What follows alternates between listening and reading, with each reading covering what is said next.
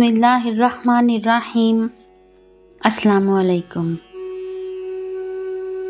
آج مجھے اپنی زندگی کی پہلی کمائی ملنے والی تھی۔ 3 ماہ کی تنخواہ ایک ساتھ ملی اور ساتھ چھٹی بھی مل گئی۔ گھر پہنچا تو عید کا سماں تھا۔ ماں باپ بہن بھائی سب بہت خوش تھے۔ میں نے ساری رقم والدہ کے ہاتھ پر رکھ دی۔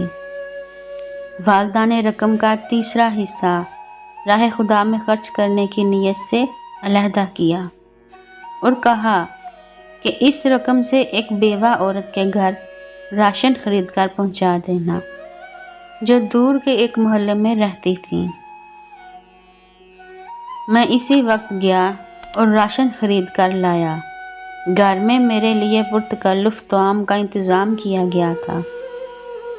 بہن بھائیوں کے ساتھ مل کر لذیذ کھانوں کے مزے اڑائے اور سفر کی تھکاوٹ دور کرنے کی غرض سے رضائی میں گھس گیا۔ آنکھیں نیند سے بوجھل ہو رہی تھیں کہ اچانک اس بیوہ عورت اور اس کے یتیم بچوں کا خیال آیا۔ ارادہ کیا کہ ابھی جاؤں اور سامان پہنچا آؤں۔ طبیعت میں سستی تھی، سوچا کل پہنچا دوں گا، لیکن بعد میں خیال آیا میں تو پرتکلف کھانے کا مزہ لے چکا، کہیں وہ بچے بھوکے نہ ہوں۔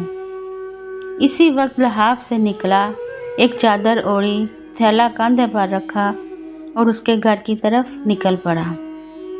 شدید سردی تھی، دھند بھی زیادہ تھی اور بھاری تھیلا اٹھانے میں بھی کچھ دقت ہو رہی تھی۔ ایک دور محلے میں اس عورت کا گھر تھا۔ اس کا شوہر مزدوری کرتا تھا اور 4 بچے تھے۔ ایک ناگہانی حادثے میں شوہر کی موت ہو گئی اور اب اس کے یتیم بچوں پر دست شفقت رکھنے والا کوئی نہ تھا۔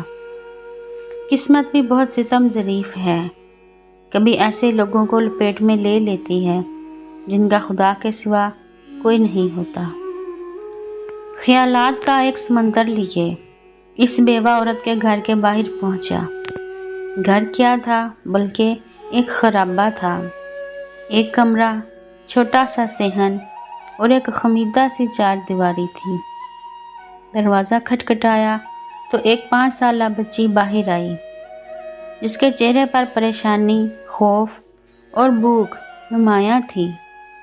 میں اس کے چہرے کو تکے جا رہا تھا اور دل ہی دل میں دعا کر رہا تھا کہ خدا کسی بچے پر ایسا وقت نہ لائے۔ اس بچی نے ایک پرانا سا جوڑا پہنا ہوا تھا اور ایک شدید سردی میں ایک پھٹی پرانی جرسی پہنی ہوئی تھی۔ پاؤں برہنہ تھے، وہ بھی اس سردی میں کہ پیروں کو جما کے رکھ دے۔ میں نے کچھ کہے سنے بغیر راشن والا تھیلا زمین پر رکھا۔ تھیلے کو دیکھتے ہی وہ بولی، کیا اس میں کھانے کا سامان ہے؟ یہ سننا تھا کہ میں حیران ہو گیا۔ ایک بار پھر اس نے یہی سوال دہرایا۔ میں نے مثبت انداز میں سر ہلایا۔ وہ بچی خوشی کے مارے چیختی چلاتی ماں کی طرف بھاگی اور یہ کہے جا رہی تھی، امی فرشتہ آ گیا، امی فرشتہ آ گیا، امی فرشتہ آ گیا۔ اور پھر 2 اور چھوٹے چھوٹے بچے خوشی کے مارے دروازے پر دوڑے چلے آئے، کبھی مجھے دیکھتے، کبھی اس تھیلے کو، اور خوشی سے لوٹ پوٹ ہوئے جا رہے تھے۔ میری آنکھوں سے آنسو رواں ہونے لگے، ہونٹ کب کبا رہے تھے اور جسم میں ایک سرد لہر سی دوڑ رہی تھی۔ خدایا، یہ کیا ماجرا ہے؟ کیوں یہ بچے مجھ گناہگار کو فرشتہ سمجھ بیٹھے ہیں؟ انہی سوچوں میں غلطاں تھا کہ ایک خاتون جو ان کی ماں تھی دروازے پر آئی اور دروازے کی اوٹ میں کھڑی ہو کر روحانسی آواز میں یہ کہنے لگی، میرے بچے 2 دن سے بھوکے تھے، غیرت گوارا نہیں کرتی کہ کسی کے آگے ہاتھ پھیلاؤں۔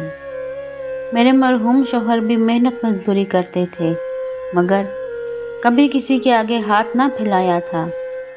ان کے چلے جانے کے بعد ان کی دیکھ بھال کرنے والا کوئی نہیں۔ रिश्तेदारों ने हाथ खींच लिए हैं और मोहल्ले वाले भी मदद नहीं करते, मगर कभी कभी आप जैसे नेक दिल लोग मदद करने आ जाते हैं। मैं 2 दिन से बच्चों को ये कहकर बहला रही थी कि एक फरिश्ता आएगा और हमारे लिए खाना ले आएगा, इसीलिए ये आपको फरिश्ता समझ बैठे हैं।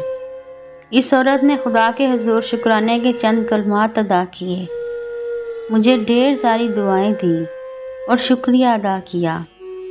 मैं वहाँ से वापस हो लिया। आंसू रुकने का नाम नहीं ले रहे थे।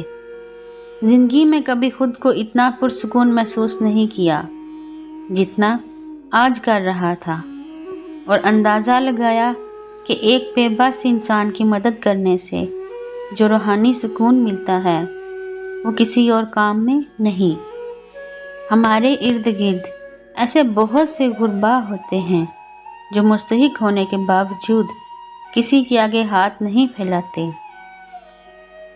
मगर मदद करने वाले हाथों के मुंतज़िर ज़रूर होते हैं। 2 वक्त की रोटी ही इनका कुल जहां हुआ करती है। ऐसे लोगों की मदद करनी चाहिए, चाहे वो एक वक्त का खाना ही क्यों ना हो।